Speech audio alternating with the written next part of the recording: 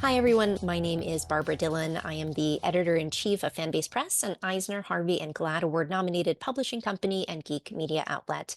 I'm honored to be here today with a wonderfully talented, incredibly insightful group of comic book creators and mental health professionals to assess the current comics industry landscape, to acknowledge the challenging areas that may be impacting creators now and throughout 2024, and to discuss available resources that may be of help in weathering the storm.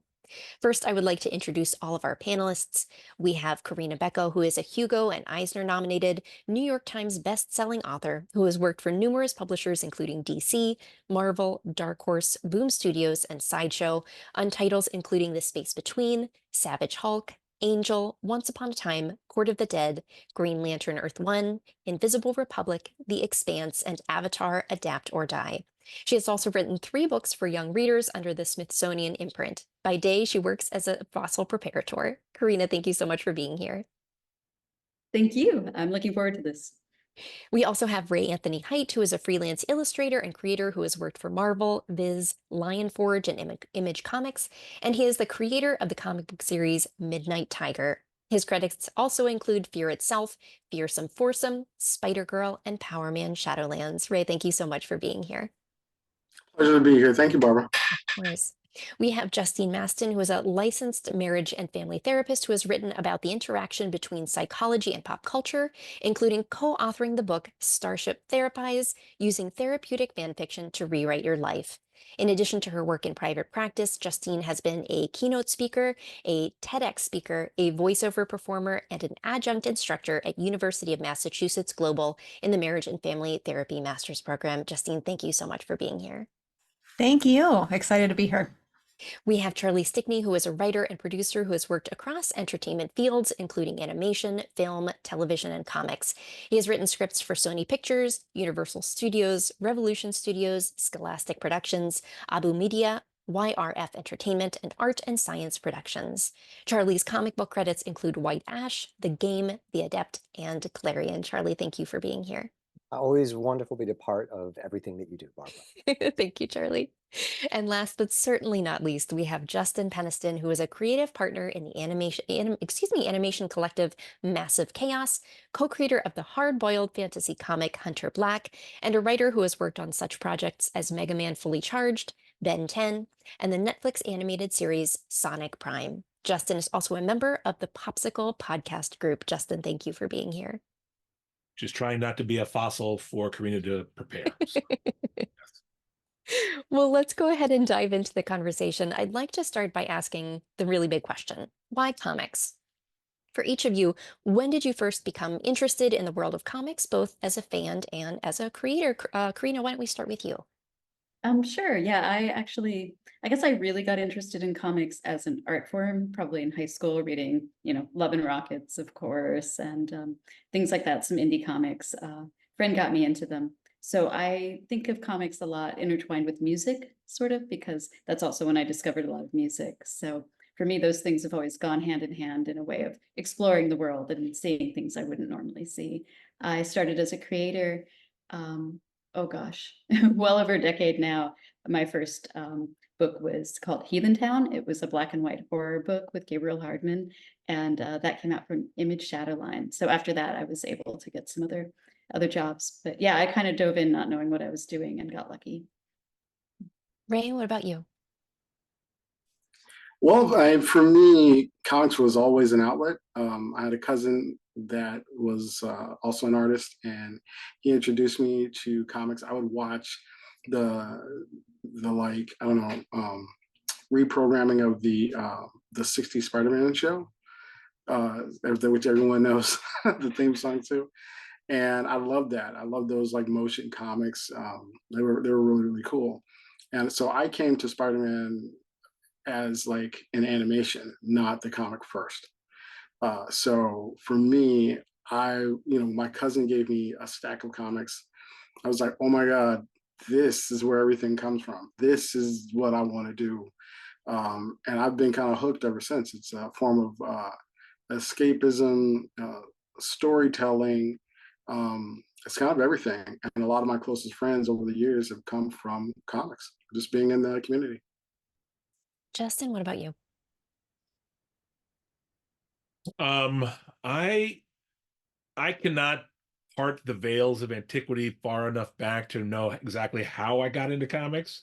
I'm pretty certain that my parents really encouraged me to read as a kid, and I think comics were just among the things they gave me to keep me reading. And I think they regret that to this day. Because, comics filled my soul and fired my imagination. And I became a passionate reader and collector of comics for a long, long time. Um, and it did not occur to me really until college when I had, my first real life crisis of what am I doing with my life? Why am I studying the things I'm studying? I'm following someone else's path. What do I really want to do? I want to tell stories. I want to write. And it wasn't until then that I kind of realized I could write comics. People actually do that as a job. Like it's not just something like to me, Chris Claremont was a celebrity. You know what I mean? And like I didn't think I could be a celebrity, so I didn't think I could be a comic book writer, if that makes sense. Um, and it finally hit me as like I could chase this. Why not chase this dream? Why not do this? And so I started pursuing writing and really barking up all the wrong trees about how to break into the industry. But eventually, like met people at my same, level, and we started working together and doing things. And, we made an ash can, and the ash can caught some notice, and it got me a couple of gigs at DC, and you know, um, and it's, I always felt like a creator who everyone knew and everyone was like, wow, you're really talented. Wow, that's really great. No, I don't want to buy that. I don't want to publish that. I don't. And so finally, that started me on a path of self-publication, making the webcomic and doing, and really, really pursuing comics as a labor of love. Um, and sort of, I mean, not to take the long-winded route about this, but it helped develop my life philosophy that I'd rather struggle as a comic book writer than be a really successful, restaurant manager. You know what I mean? And like, so that's all my long-winded way of saying it's my mom's fault. Charlie, what about you? Well, I think it comes back to what Ray said about community. It's hard to imagine for anyone who is, say, under 35 who's watching this, but there was a time when geek culture was not everywhere. In fact, it was a very small subset of people who were interested in these things. So when I was in middle school, when I was, elementary school, there weren't a lot of people who were reading comic books. And so you kind of gravitated towards your people.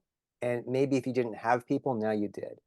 Um, and so from very early on, I mean, I love the stories. It's something about the escapism. It's the same kind of thing that Harry Potter tapped into years later. It's that I'm this person, but really there's got to be something else out there, which I think a lot of us dream about. And so much of comics taps into that, that there's this extra hidden world that you don't know about. And so for me, I was collecting comics in, as early as like 10 years old. And, I thought early on I was going to be a comic book writer. And I was studying everything I could about that. And at the time, there wasn't a lot. Like as I was graduating high school, like there was maybe one or two books. There was How to Draw Comics the Marvel Way, and there was Will Eisner's book on sequential art, and that was it. And then Scott McCloud came out with a book, and that was eye-opening. Like all of these things were happening because it was turning into something, going from something niche to something that lots of people wanted to do. And so I had a comic strip in the school paper. When I got to college, I did the same thing. I interned at Marvel while I was at college. And I was 100% convinced I was going to go into comics. I was going to move to New York City. I was going to be a writer, inker right after college. But I was also a film major. And, and then I got a job offer out in Los Angeles. So rather than like taking that indie path of moving down to New York and being a comic book writer and maybe an inker, I ended up moving to Los Angeles to try to pursue this other crazy entertainment industry. And so for me, it was, and then I did that for a while. And I think a lot of those lessons served me really well when I was ready to come back to comics. And so about 8 years ago, I started getting in the headspace that, maybe it was time to make a return. And I did. And for me, I'm very fortunate. It's been an easy path, and I know that's not easy for a lot of people, but I would say it's only easy because I had the 15 to 20 years of struggling in this other field where I learned all these lessons, made all these connections. So when I transitioned, I kind of knew what I was doing from, when I started out. That makes a lot of sense, Charlie. Justine, I want to turn to you as our resident mental health professional. What developed your interest in finding the interaction and intersection between psychology and pop culture for your work, and how, if at all, has that involved comics? Yeah, so it's so fun to hear everybody's stories about how they came to comics. Justin said it's my mom's fault. I would say it's my dad's fault. Um, I discovered his R. Crumb like compilation. I know, I know. I was born in the 70s, and when you were coming up in the 80s and 90s, nobody paid attention to what you were watching or reading. And so I read his R. Crumb comics, and then I discovered this stash of heavy metal comics. And so my introduction to comics was very adult. But then also I discovered The Simpsons when it was very first on, and I was like, oh, this is really cool. Does Matt Groening do anything else? And he did at the time have this bunch of books like School is Hell, Work is Hell, Love is Hell, with these bunny people, and I loved them. And it was speaking to my experience as a young person somehow. And so I had this really eclectic introduction to the world of story. And then I did a lot of watching media, very much raised by the television, one of those kids of the 80s, as so many are. And because of that experience, I really felt like fictional characters were part of my community. And it was strange as I started to age. I grew up in central Pennsylvania, and people would say they didn't rewatch things, they didn't reread things, that didn't make sense to me. And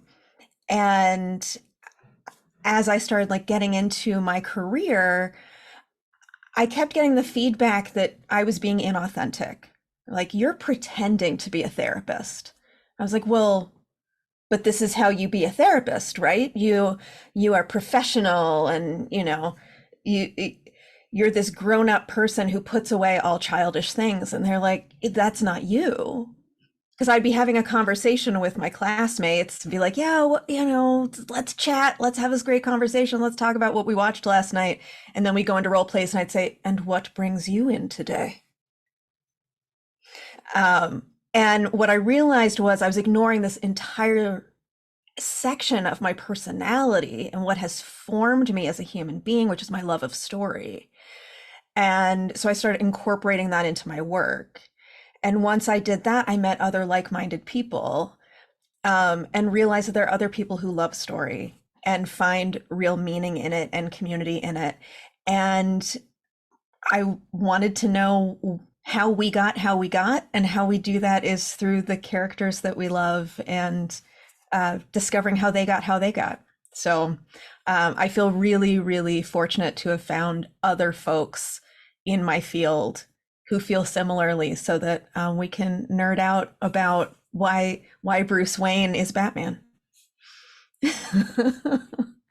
Well, thank you all so much for sharing your paths of how you came to comics and how comics became a career for you. I think it illustrates that there's no one right path for anybody, which is so important to underscore for our conversation today.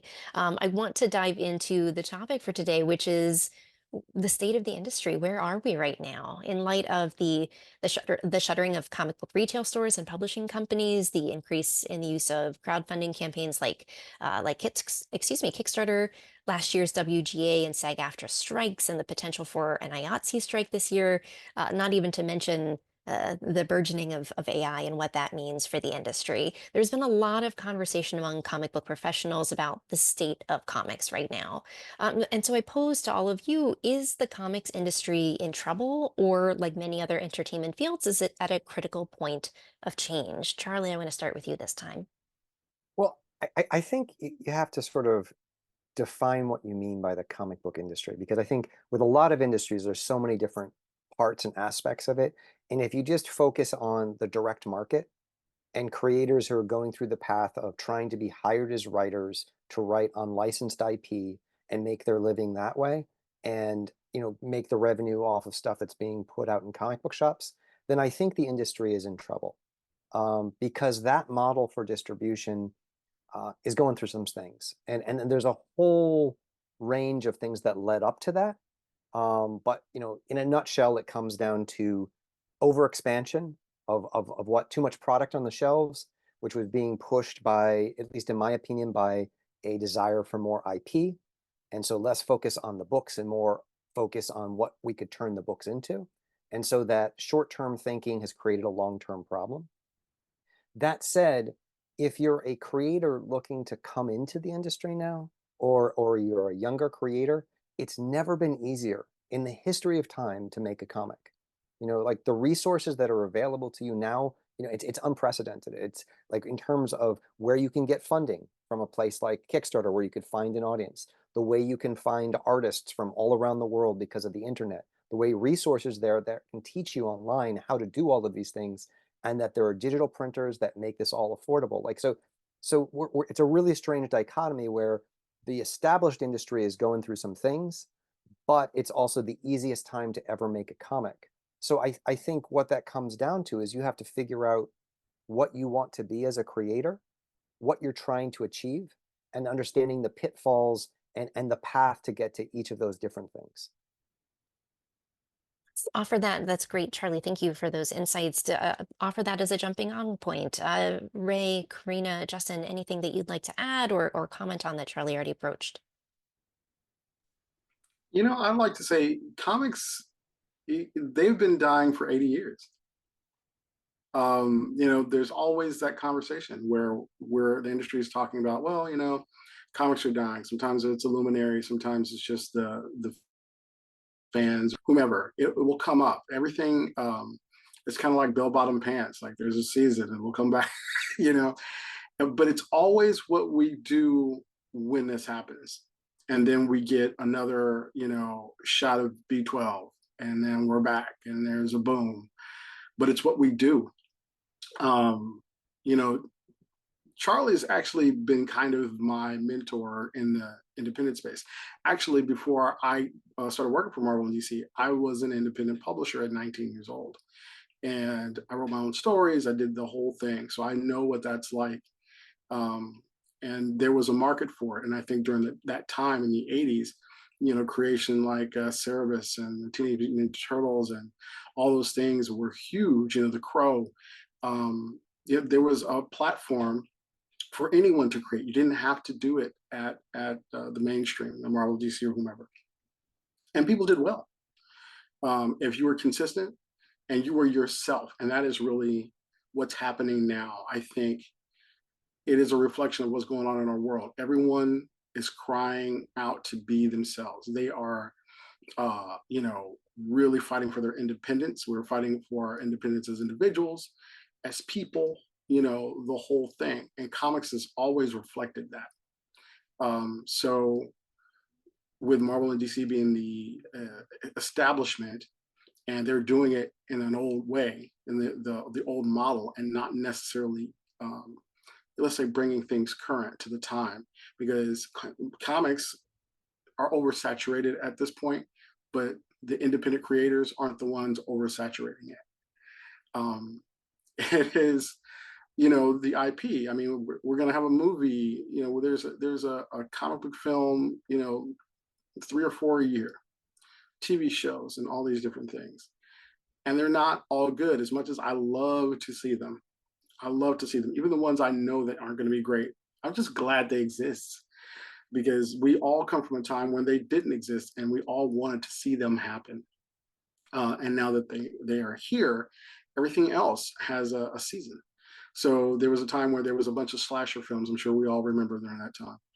And, they were good, bad, not everything is going to be Halloween, sometimes it's, Nightmare on Elm Street 5. So whatever it is, but you have to get through that. And the art form of telling these stories uh, gets elevated the more we do it. So as far as the industry is concerned, I don't think comics is going anywhere. Mainstream comics, they're definitely struggling because they haven't figured out yet that they have to change. They have to change who they're talking to. They have to change the way they're distributed. They have a different market. I mean, the manga structure is incredibly strong, and not just in Japan. They're overtaking the American, infrastructure of comics anyway, because they have something that's pretty tried and true. They will do anything, and they're not necessarily marketing to a specific niche. They're manga for everyone, and it comes out periodically. The way that it's done is initially cheap. It's not this huge production because they know at the end of the day, humans love stories no matter how it's packaged. If there is a story out there that you love, you don't care what it looks like. It's just a story. It's a good story. So we get back to focusing on that and stop trying to go for the money grab. I think things will work out better. It's a little bit more authentic to what we do, which is tell stories. Corinna or Justin, anything you'd like to add? Only that I think, first of all, when people say comics are dying, what they really are talking about, I mean, this is kind of echoing what both Charlie and Ray said, is they're talking about mainstream superhero comics. They're talking about the old guard. And, I mean, to which I say, let it die, like, and I love superheroes as much as anyone. Do you know what I'm saying? Like you get me into a nerd conversation about any superhero and I'm there and I will show up and you will be shocked by my passion, And yet, I think that my mom and my wife and I were just having a conversation about the economy and about businesses and about how the government, how it feels a little bit like my power keeps going out in my apartment. And it feels a little bit like they're trying to make me go back to the office. You know what I'm saying? Like to not work at home. Like my wife and I both work at home now. And and like people are passionately want to bring back the old way of doing things because that's how the old people make their money. Do you know what I'm saying? And they think they're entitled to it. And I think that's exactly what's going on in comics. I think that there is a huge boom in independent creators crowdfunding and creating stuff and making money and doing and living, and living a good life. Um, and I mean, shoot, Charlie is, Captain Crowdfunding. Um, and DC will bring that to a film near you soon, I'm sure.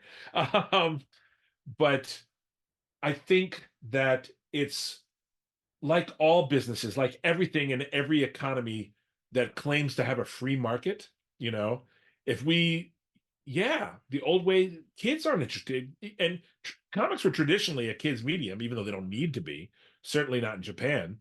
Um, but if you're going to keep doing things the old way, you're only going to appeal to old people. And that is how things die, you know? Um, yeah, comics, if you ask me what the fate of the direct market comic book store is going to be, I think that's a dying business model. Like, even the good stores, are working on borrowed time to a certain degree if they don't find ways to adapt and change. But sequential art, that's not going anywhere. Corinna, anything you'd like to add? Yeah, I just want to kind of echo what Justin was saying that I think a lot of it is just a perception thing too, though, that yeah, comics aren't, or I've been told they've been dying since I was in high school. It's a long time ago now. And oh no, you better read these now because it's not going to support indie comics anymore. Well, that's not true. They just changed how they get made in a lot of situations. And I like to read horror and sci-fi. I know I'm sort of in the minority, but I found more of those type of comics lately than at any time in the past, say, 15 years. Right now, there's a lot of them. And so I think that probably means that there's a lot of different types of things because maybe people don't know what works, but in another way, that makes it so there's more for me, which I like. And I think all creative industries right now are having some problems due, the strikes you mentioned and all of that. But like I got a new tattoo on Wednesday, and my artist was saying it's here in LA, and she was saying, yeah, because so much of our clientele are in the industry, you don't have to get a tattoo, so they're putting that off. And I think right now everything creative is suffering from that. There's a lot of uncertainty in the world, and that translates into, well, I don't have to buy a comic and I don't have to get inked. So We at Fanbase Press are firm believers that you are deemed a comic book creator, no matter if it is your source of full-time income or if you create comics while maintaining work outside of the industry. I feel that it's helpful for our viewers to hear and understand that even the most, and I'm doing air quotes, successful comics creators might maintain work outside of making comics just to make ends meet. If you're each comfortable doing so, would you mind sharing if comics are your full-time career? Justin, we'll start with you. Absolutely not. Absolutely not. They are absolutely not my full-time career. I I am a wage slave, and and I make comics when and how I can, you know. Um, I got bills to pay, I have, responsibilities, and comics are very much a labor of love for me. And yeah, I mean, there have been times when I've been good money. Comics are financially, they're my side hustle. I bring in maybe uh 20 to 25% of my income through comics, but the rest just through a day job. Um and like and I really shouldn't even say through comics, I should say through writing, because it's not comics aren't all I write. But I I definitely think of myself as a comic book creator. I'm literally I mean, I was talking to Ray a few months ago about doing something, and the world landed on me like an anvil. But I'm really, really, really wanting to. I have comic book things that I want to do right now, like new things that I want to get going. And it's hopefully, it'll be hard to imagine a time when I'm writing only full time, like when that's where all my income comes from. I would love that. That would be amazing. But um I mean, I've worked, you know in other fields for so long, it would almost be weird. So yeah, no, I'm not solely funded by comics at all. Karina, what about you? yeah, well, my day job is a fossil preparator at the museum here. I'm actually on my lunch break right now doing this. Yeah, I was freelance totally just writing comics for about 5 or 6 years, several years back. And it was really, really hard. I was writing at one point 4 or 5 books at once, and it was honestly kind of awful. Like I tried to put as much as I really tried to not let the work suffer, but definitely my sleep suffered, and just general like things like eating suffered, and because it's really hard to do that. You don't get healthcare, you don't get a lot of money if you're doing work for hire. And I was even married at the time, so I didn't have to worry about healthcare. Like I was on my husband's plan at the time, um, and now that I'm single, I really need a day job to give me healthcare and a retirement plan. Not that I imagine I'll ever be able to retire, but those things that are like, oh, I can take a vacation day and I can write and I can get paid and get healthcare still, which is actually really nice. And it's enabled me to be able to do some of my own work instead of only taking this treadwheel, what am I trying to say, of work for hire type stuff. Charlie or Ray, what about you? Do you feel comfortable speaking to that? Sure. I mean, like, I think there's a couple of things that you need to sort of take into account. And I think for me, I've been working as a freelance writer in the entertainment industry for over 20 years. So and sometimes that's really tough. like really tough, and you know, you don't have the gigs, and you might need to find something to supplement that. And then sometimes it goes really well, and maybe you sort of sit back a little bit too much because like I have all this money, you know, which is you know, a wonderful place to be. But then 6 months later, you're like, where did all that money go? And why am I just eating beans and rice now? So look, so I went through that. I'm personally, I mean, I'm married. We're a dual income family, so that does help. But I have been doing comics exclusively for about the last 7 years. We do well.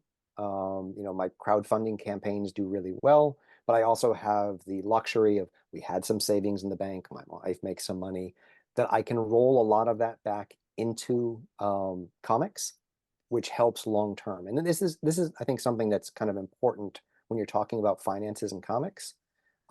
If you're looking at just doing work for hire, if you're looking at just being a writer for other people's books, that's really, really hard to make a full-time living.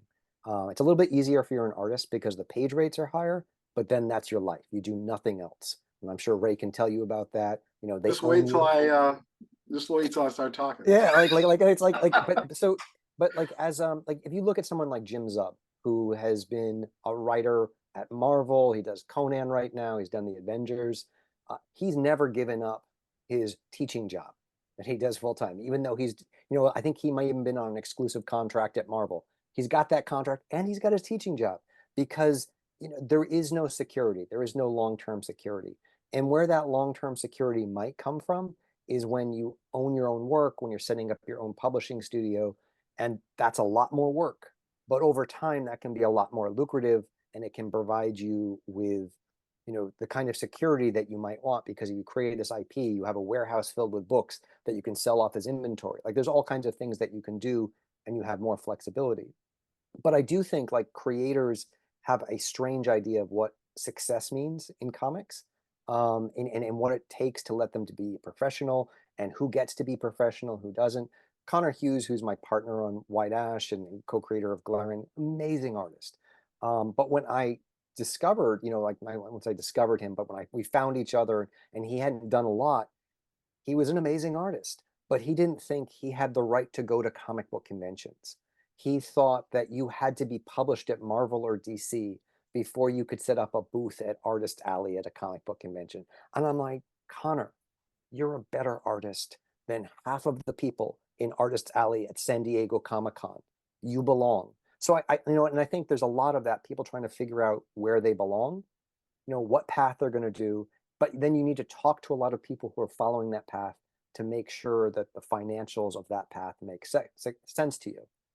But yeah, so like for me right now, and for the last couple of years, I do comics full time.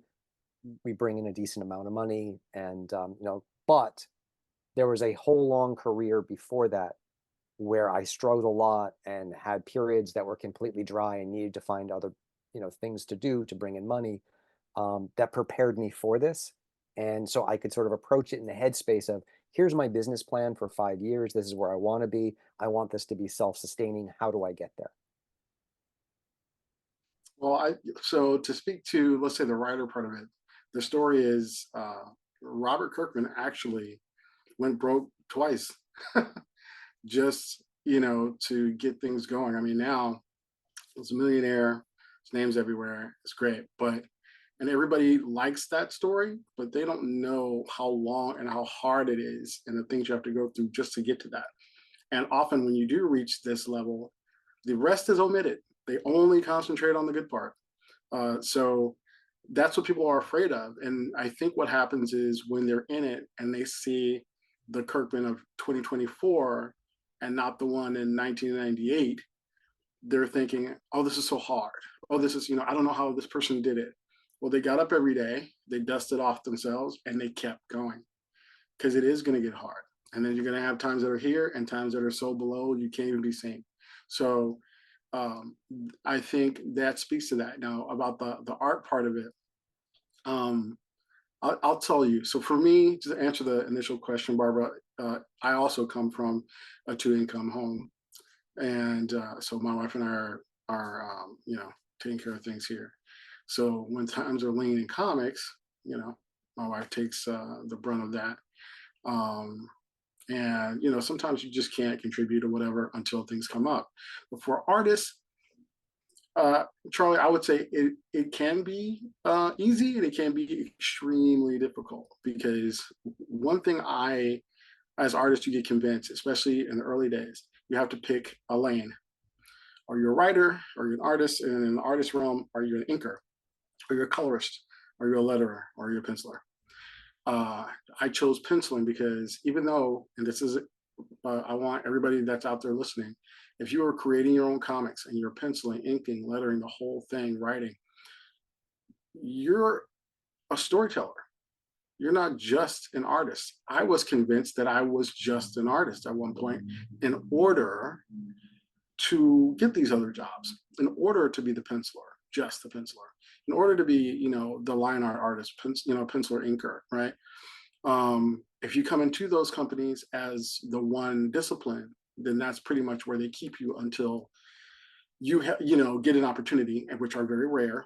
Not everyone is Walter Simonson or John Byrne or whomever. And only recently, or semi-recently, I'm gonna say, but Alan Davis got to write some stuff and draw it.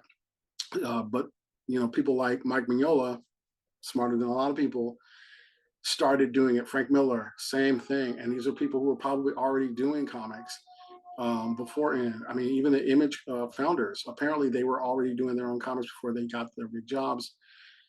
When you go back to that, it's a different animal. It's everything Charlie said. It's a lot of work, but the work is so rewarding. It's yours.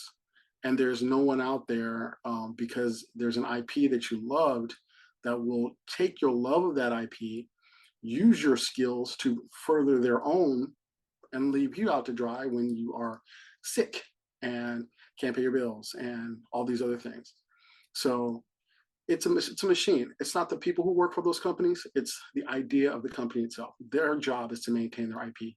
So, and they don't care who does it, because I could be the 127th person on Spider-Man, but there's only one Midnight Tiger artist, one Midnight Tiger creator, one Midnight Tiger writer.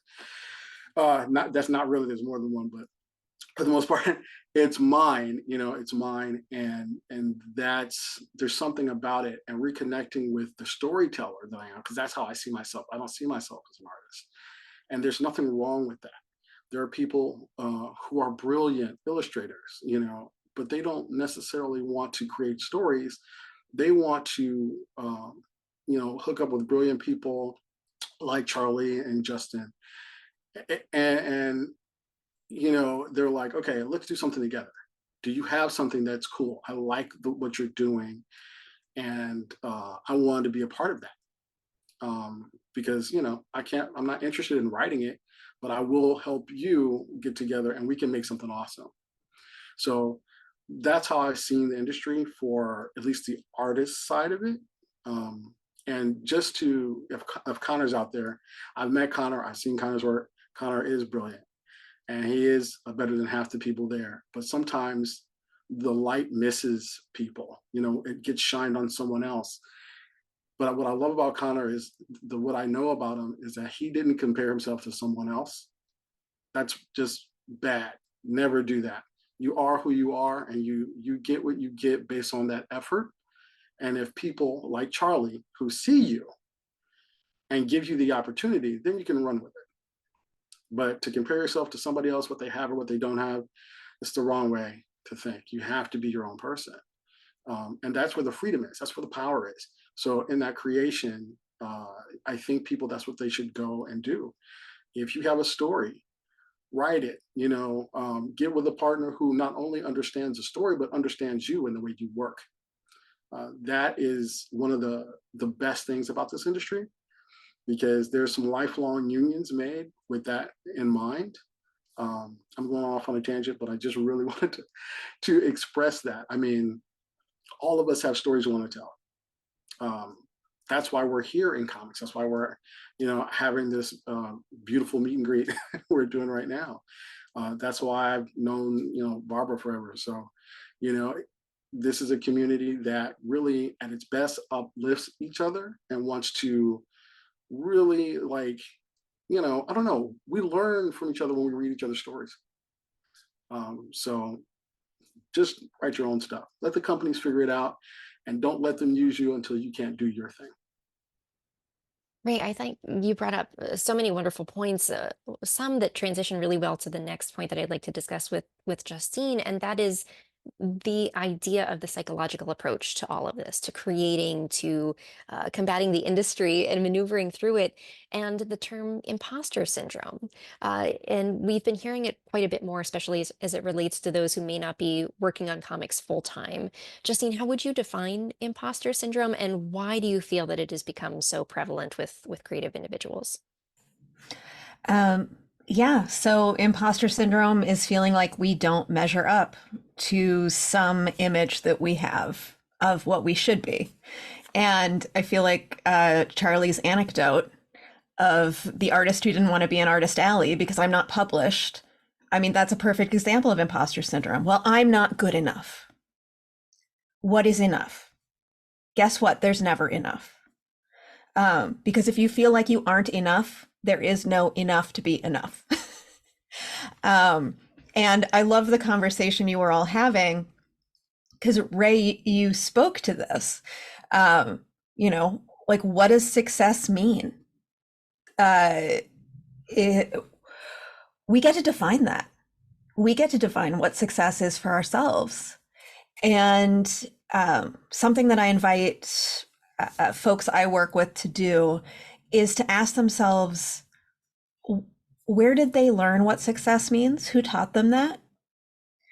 And if they're willing to question other social constructs, like other stories in the world that they've questioned, is that one of the stories they could start to question about what success means? Could success mean authenticity? Could success mean that showing up the way you truly are is success? Rather than, my short anecdote about being told I was inauthentic.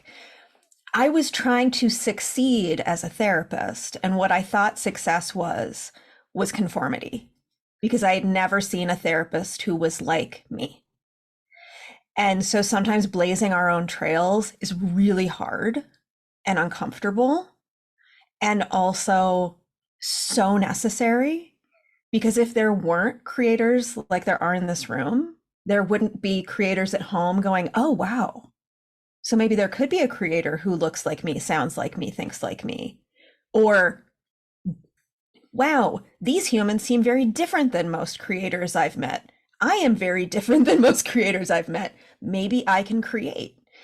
And so I think the reason the narrative is so loud right now is because of social media, and people are talking about it on TikTok, which is fine.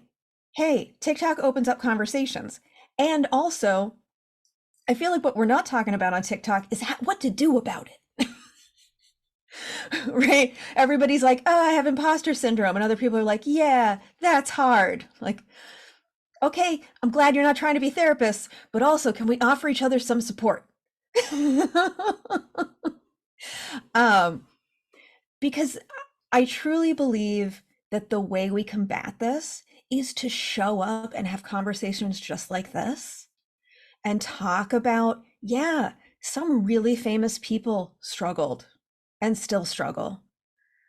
I have people that I work with who on paper are, so successful, and they don't feel it, or their bank accounts don't reflect their success. And so my invitation to folks is talk to each other, meet people. If you're someone who likes tangible resources, there actually is an Imposter Syndrome Institute. Their website is impostersyndrome.com. So there you have a concrete resource, but really my invitation to you is talk to people. And if you're brave enough, talk to people who inspire you. Because odds are their story is real, they're real people. And if they're open to it, they might share with you how hard it is to show up and be authentic. And they might give you some insight into how to do that. And you might have just networked with someone who inspires you. And how amazing is that? And for the rest of you, do you feel like you're engaging in or seeing these conversations about imposter syndrome or about other challenges? And what are those other challenges? Because I think, to Justine's point, by socializing these conversations, by normalizing them in conversation with each other and providing resources and support when possible, I think we're just building that community like Ray was speaking to, and building a support network for each other. So what are some of the conversations that you're seeing or hearing right now? Just open it up to Well, anyone if you want to jump in. let me just jump in because I do want to Yeah. defend Connor a little bit. I think for Connor, it was a little bit less, he wasn't that didn't think he was good enough. He honestly thought you had to do X to be able to, to be in Artist Alley. And I think this speaks to the art, the industry of the arts in general, and which this is what really sort of contributes to the imposter syndrome. If you're gonna be a doctor, you go to med school, you get a degree, it says you're a doctor, and like no one can deny you're a doctor, and then you just go out and you do it. Whereas if we're trying to be writers, we just kind of say we're writers and we start writing things or we start drawing things and you wait for someone to buy it and to validate you. And so I think without that clear linear path, if you don't know what these things are that you need to do, and you never really know when you've reached that level, and then, the point about social media is so true because it comes back to the fact that most people only post their successes on social media. So you're seeing all these people around you who seem so successful, not realizing that they're losing their house on the side, or they're going through mental breakdowns, or what they're happening. But then they get that, like that email from the publisher, and the first thing they want to do is make themselves feel better by putting it out there. So we're in an artificial bubble in terms of knowing what other people are doing. And this comes back to why panels like this are so important. And when I first moved to LA, someone said to me, it's going to take 8 years. It's going to take 8 years for you to figure everything out and maybe start feeling like you understand the industry. And I thought that was insane. I was coming out of college and I was super smart and I was going to take the industry on by storm. And boy, it took close to about 8 years before I really understood what was going on, and I started actually having the connections to do the things I needed to do. And I think there's a lot of young people coming to comics who see the success on social media who think, okay, I'm already 25. Oh my God, I haven't gotten a job at Marvel yet. My life is over. I can't do this thing. I'm a failure, or even in their early 30s. And there are some of us who, yes, who may have grown up in the 70s and, who have been through all of these things. So you've seen all of this. And with that experience comes, you're going to have failures. It's an up and down journey. You have to have confidence in what you do, but it's really hard if there's no defined bar. Those are all great points. Anyone else, pain points or challenges that you see, either that you have experienced yourself or that you see others experiencing right now? I actually was asked to be on a panel. It's so interesting. I was asked to be on a panel recently about imposter syndrome, and I had to turn it down. Yeah, and I was Justine, when you were talking about that, I was like, oh my God, this is happening to me right now. And the question, a good friend, he says, have you had imposter syndrome, or do you know anyone who's dealt with this? And I'm like, yes to both. Yes to both of those things. I think because this is a field that it is like 90% passion, right? And you are judged on, or at least on the outside, your success is judged by the way that you're received, not by the skills and talent that you actually have. That's entertainment across the board. So it makes it very difficult to gauge what that means to you when everything seems like it's outward instead of inward. So imposter syndrome, I think people deal with it in different levels. I definitely have dealt with it. There are people who I looked up to, and I had these moments at conventions or whatever, that I'm sitting across from, or they come to my table and talk to me, or all of these different things. And there was an artist that I really, really admire, still admire. It's not like he's gone, Arthur Adams. And I'm like, Arthur and his wife Joyce, I talk to every convention. And every now and then I'll go, Arthur Adams knows who I am. Like, what the hell? Like, this feels weird. So, and that happens from time to time. Like, it still happens, but it's less so. In the beginning, it was mind blowing. It was almost anxiety inducing. And then I started to, I don't know, just kind of like be where I was. And that's the thing, just be silent, be where you are, take in the reality of your life, all of it, the good and the bad and all of it, because everybody else goes through the exact same thing. Everybody else is human. Everybody else, there's no one that's a deity out there, no matter how high the pedestal we put them on. They're all human. And when you bring that down to yourself, right? Um, I grew up in Compton and had some hard streets during the 80s. And my wife and I, who both grew up in the same area, which has allowed me to operate in let's say, spaces that wouldn't otherwise be available to me, and based on my upbringing, um, everybody dies, everybody bleeds. Once I think that, I could talk to anybody, and it's the ultimate leveler. Because I think what happens when we go into the world, our admiration grants people power. It's like praying to the God and feeding the power, right? Um, but you have the exact same power. You're given the same gifts and all these different things. So when people talk to me about imposter syndrome, I kind of tell them that, and you can see the look on their face when they're like, you know what, that's true. Like, that person goes to the bathroom, they get the tummy rumbles, like it happens. We're all human, and they're no less human than you are, and they worked as hard and had struggles too, except you're seeing them after the movie's over when they've made the goal. You don't know them at the beginning of the movie struggling those 10 years, like Charlie. I got told 10 years, Charlie, you got told 8. So the track you're on was better than mine. I won't guess why that was. Yeah, I don't know. But yeah, that's my little bit of information on that. Corinna or Justin, anything you'd like to add? I would just wanted to say, I've had people ask me about this too, and yeah, of course, at this point, I've written, gosh, hundreds of individual issues, I guess, and it still happens to me. However, somebody early on in my career told me, this was about writing, submitting stories to magazines like prose, and it's like, oh, I'm not a real writer. I've never had anything published. And they said, well, will it make you feel any better to know that most people only talk about it? They never finish a story. And even when they finish a story, they don't bother actually sending that story. And even the ones that send the story never read the directions and say, this is the portal you send that story through. So it gets thrown out.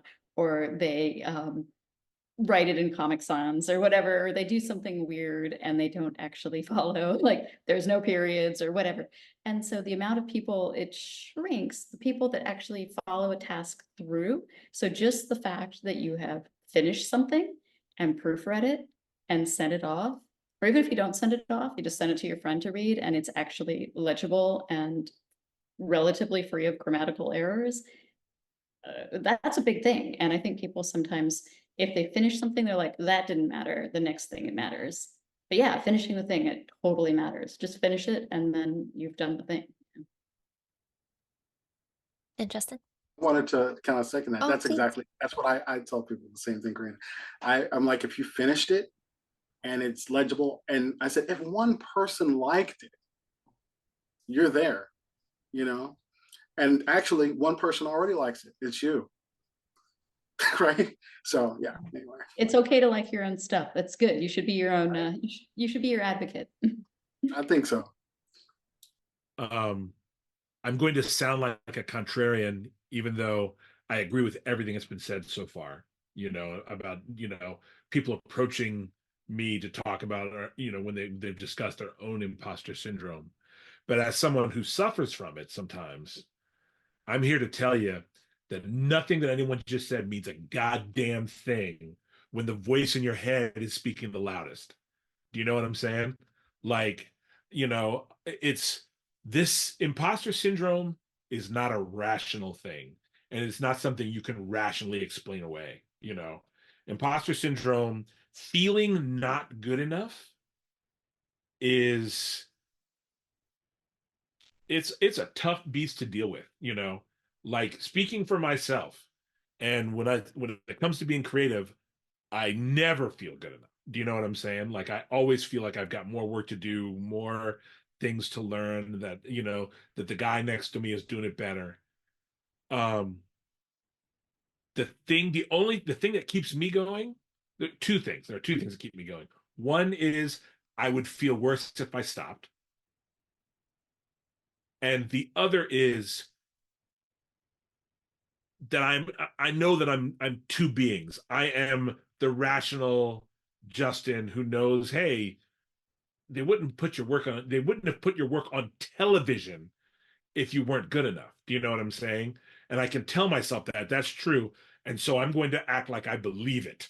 You know what I'm saying? Like, people say fake it till you make it, and and like, that is it's an overly simplistic way of dealing with imposter syndrome, but it works for me. All right. It works for me because it is sometimes the thing that gets me out of bed. Do you know what I'm saying?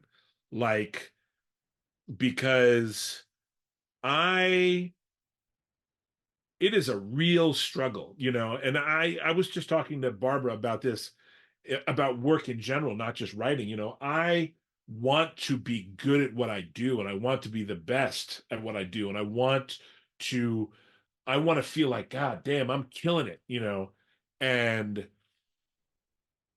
when I don't feel that way, it's incredibly frustrating, um and yeah, writing sucks. Writing, being a storyteller fucking sucks. Pardon my French.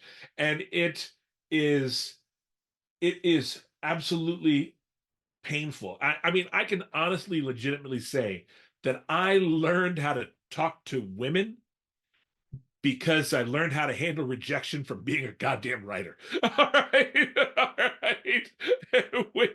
Which you realize that you're going to survive the rejection of putting your heart on the page. You'll survive the rejection of, no, I can't go out Friday night. You know what I'm saying? So, like, it is it it is a very real thing, and it is very simple intellectually to deal with and explain why, you know no, you're doing good work, you're trying, you're going to get better as time goes on, like, all this stuff, like, I can tell you, and that will not change how you feel. Everyone's going to have to wrestle that angel themselves on a certain level. Do you know what I'm saying? Not saying, I mean, you should definitely talk to people, you should definitely seek therapy, you should definitely deal with it however you deal with it, but it's never just going to be explained away. Do you know what I'm saying? It takes more than the comments someone gives you, the very well phrased, well spoken, and absolutely true comments that people are making in this panel. For the person suffering from real imposter syndrome, when you don't feel better hearing that, that's totally normal, is what I'm saying. Do you know what I mean? Yes. Can I jump in? Because I'm so glad you brought this up, Justin. Because you actually, what you're talking about speaks to one of the styles of therapy that I use. And I'm not going to go down a really big rabbit hole, but one of the styles I use is narrative therapy. And another one of the styles I use is called internal family systems. And that style of therapy has an assumption that we do not have a unitary mind. In fact, we contain multiverses. And so you talked about having two parts. Many of us have dozens. And so this part of us, this imposter syndrome part, is very loud and can be very scary and kind of grabs the wheel of the van of our lives and pulls. I call mine Fox News. Yeah. Okay, there you go. So Fox News comes and grabs the wheel and turns. But here's the thing about IFS that I really like. It assumes that every part of us, because it's a part of us, it means well. It might not be skillful. It might not know how to say things in a smart way. It might be really young. It might not be very verbal, but it means well. And so imposter syndrome is trying to protect us from something. What's it trying to protect us from? Failure, being hurt. Rejection. Yeah. Rejection, Yeah. right? It means well. And so if we can get to a place where when that Fox News part grabs the wheel and turns, we can say, hey, buddy, hi. Oh, hi, here you are. You're here. You've grabbed the wheel. Would you mind pulling over for just a moment? And we can have a conversation about how loud you are right now. Because I don't know if you know this, but you're kind of making it hard for me to do the thing that other parts of me love to do. And so even though you're trying to protect me from being hurt, you're kind of hurting me right now. And I don't know if you knew that. I know you don't mean to. But that imposter syndrome part might actually want or need something from us. To be comforted, to be understood, to be listened to. But so quickly, most of us go, get away from me. You're bad. I don't like you. Or go ahead and drive and just keep screaming in my ear. And so we never build a relationship with it. And the assumption from this style of therapy, I'm not saying this is the only way to think about the inside of you, but the idea is we need to build relationships with the multiverse inside of us, just like we do with the multiverses out here. And if we always tell that part of us to go away or we don't like you, what happens when we say that to another person? They're gonna either they're not gonna ignore us because most of those parts are young. And if you tell a little kid to leave you alone, Barbara's got small children. I don't know if the rest of you do. Like, you tell a little kid to leave you alone, are they like, okay, yeah, no problem. Later. It's a popsicle. Who needs it? They'll get bigger, louder, more in your face. So because you opened a door for me to get nerd out about therapy for a minute, Justin, I took that. So I don't know if it helps or not, but there it Absolutely. is. Absolutely.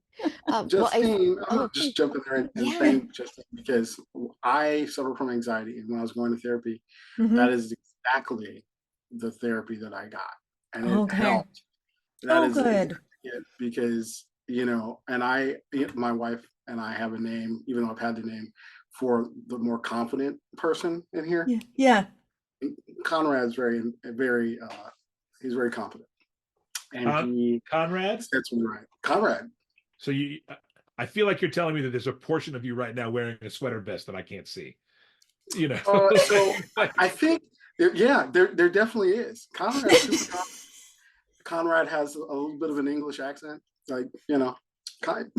Mhm. But Conrad gets me going to where I need to go. He's like the leader, right? Yeah. But I was going to tell you, Justin, is that at no point did you say the things that I said when I tell somebody about imposter syndrome that it solves it. Sometimes you slay the dragon, sometimes the dragon slays you.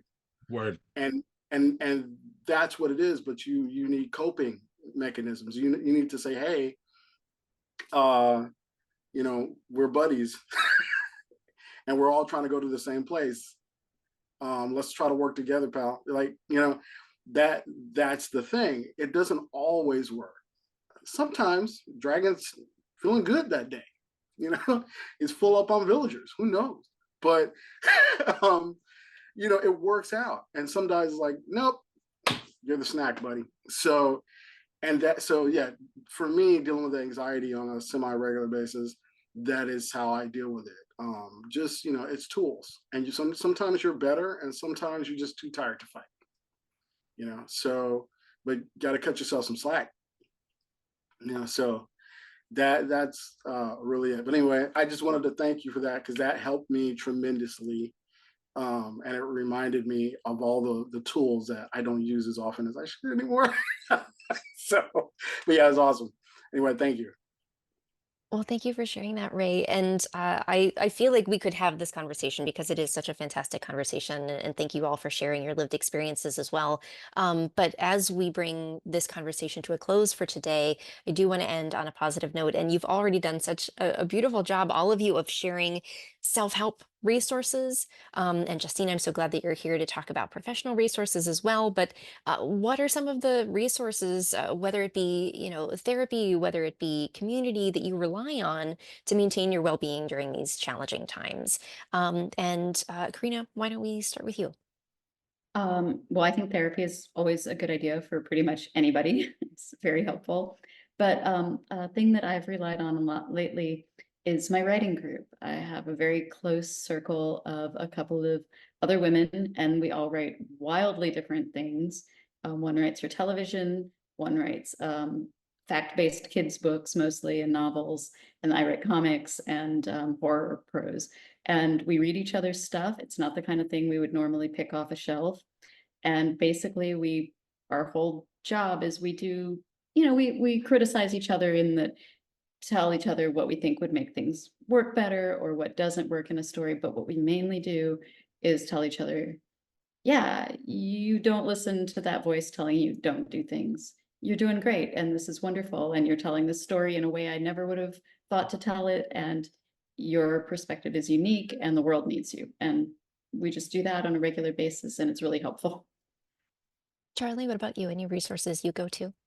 I don't think I go to specific resources, but I will say that having perspective, and this comes with age, sometimes really helps you get through these things.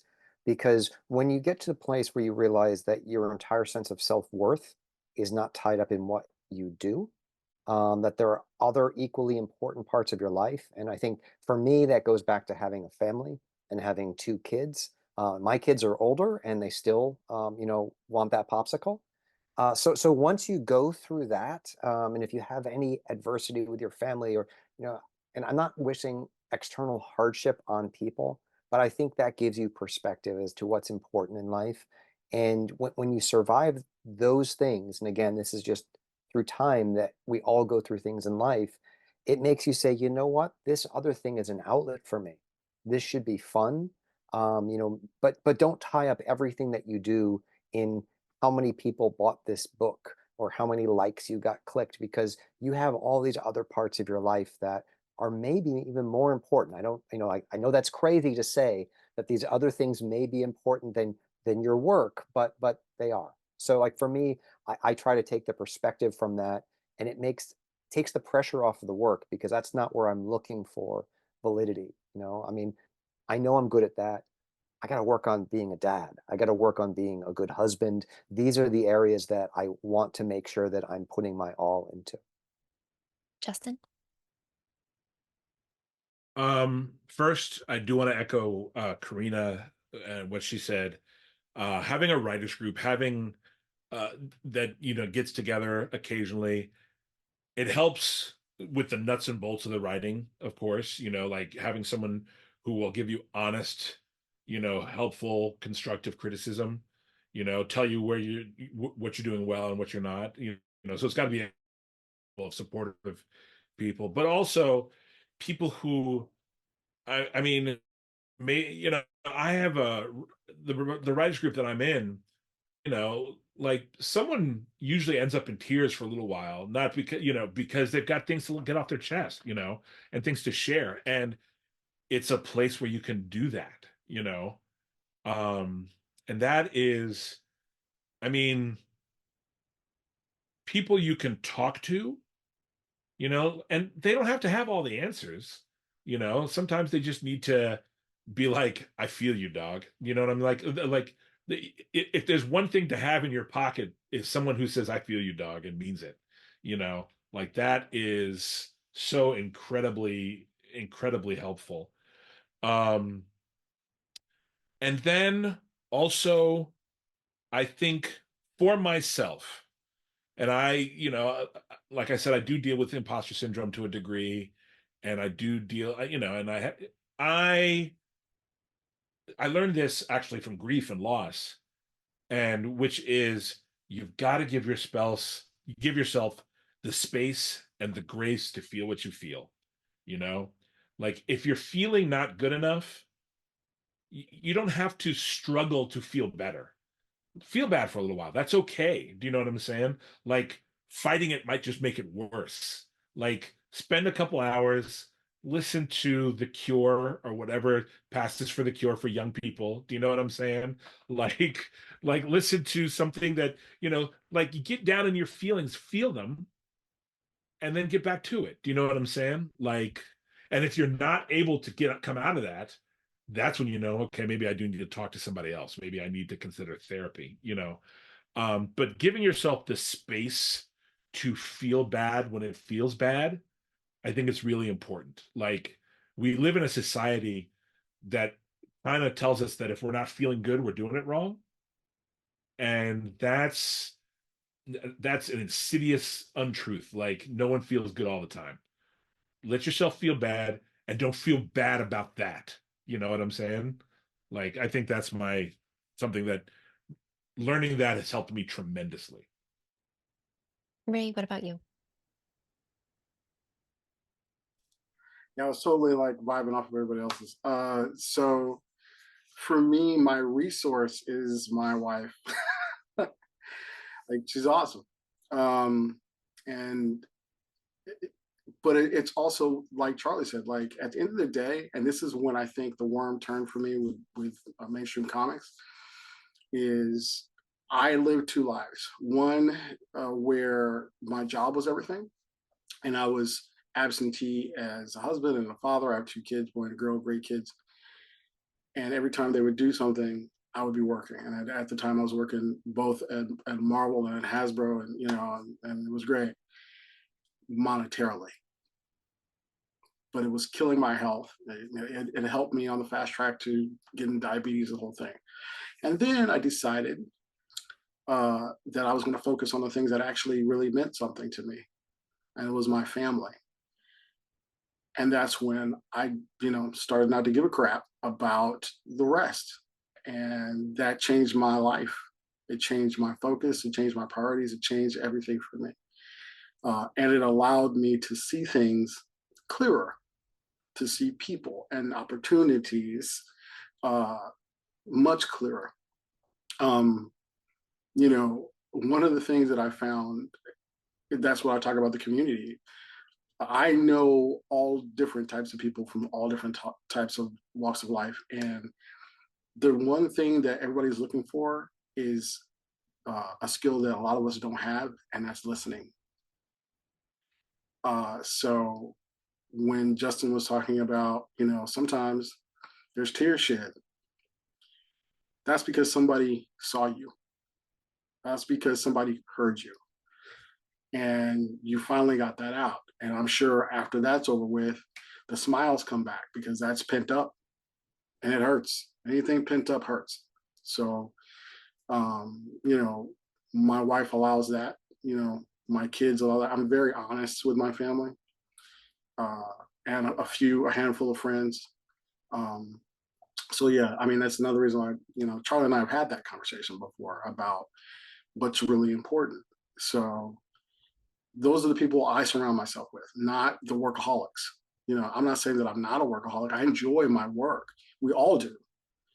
But that, at the end of the day, when the lights go out, it's not that work. It's the people that have listened to you, that loved you, that will miss you when you are gone. And that's it. That's the only thing I got. Well, that's a lot, and that's so beautifully said. Thank you for that, Ray. I want to end with Justine. Justine, we've talked about a lot of self-help resources out there, and there are so many more, of course. But are there any professional resources that you would like to point folks to? Yeah, so I'm assuming folks watching this are into fandom, pop culture, comic books. And so I'm going to offer some professional resources in that vein.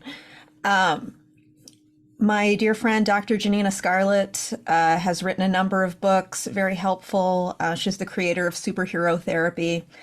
You don't have to love superheroes to learn from her.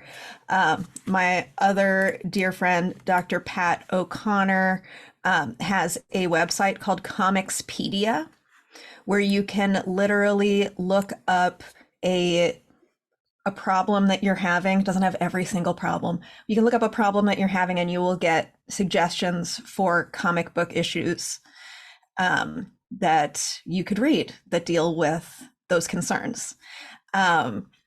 Which, very cool. Yeah, you know, if you're feeling sad or if you're dealing with grief, you're like, who else has dealt with grief? I mean, you're going to get a lot of responses about Batman, but there will be other ones, other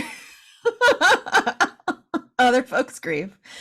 And then, of course, because I have this platform and because I think it might really help, I have a number of books, but I think the one that would be helpful for folks dealing with stuff in this space is Starship Therapies: Using Therapeutic Fan Fiction to Rewrite Your Life, which is a self-help book for people who would hate self-help ordinarily. It's not just Star Trek focused, it's multi-fandom, multimedia. And I also have a history of being a yoga and meditation teacher. And so there are yoga sequences and meditations accompanied by adorable illustrations, of course, because what is going to help speak to us but a little bit of art? Well, that's so wonderfully said. Again, Justine, thank you so much. And thank you for lending your professional expertise to us today. But thank you to all of you. This has been such a, I think, beneficial conversation for me to hear your experiences and undoubtedly for all of our viewers who are listening and viewing as well. So thank you so much for sharing so much of yourselves, your experiences with everyone. I appreciate it immensely, and I'm very appreciative to be in the comics community with all of you, and value your input and your friendship. So thank you so much. But viewers, I hope that you have enjoyed this conversation. There are more conversations like this one being had at fanbasepress.com, on our YouTube channel, on our social media. But above all else, I hope that you remember from this conversation, you are not alone, and what you may be feeling may be unique to you, but there may be others out there who may be feeling something similar. So please reach out if you can. There are resources available to you. But again, thank you so much, all of you, for joining me for this conversation. I appreciate it.